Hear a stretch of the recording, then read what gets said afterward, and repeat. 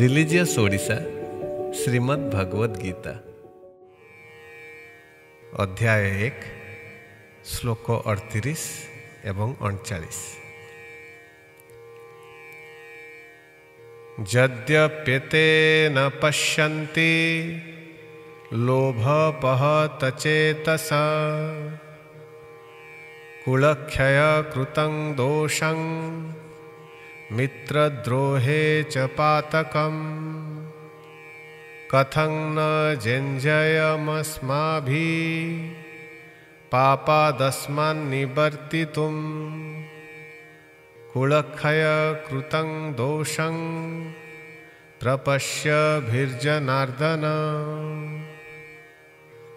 अनुवाद। जदि एमाने लोभर बशवर्ती होई कुलक्षय रूपी दोष और मित्रद्रोहर पाप को जानिपारु नाहंती, किंतु हे जनार्दन, वंशनाश करिबा एक अपराध बोली जानिबा परे आमे पापरू दूरे जिबाकू काहींकि विचार न करिबु। व्याख्या। अर्जुन वृत्ति रे योद्धा थिले मध्य से अनावश्यक हिंसा करू नथिले।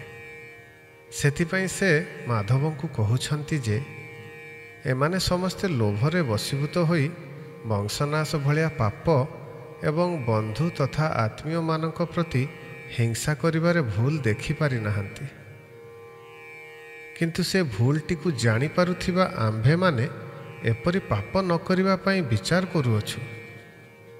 शिक्षा। धर्मर रक्षा करिबा पई करा जाइथिबा भूल कामटी अधर्म नुह।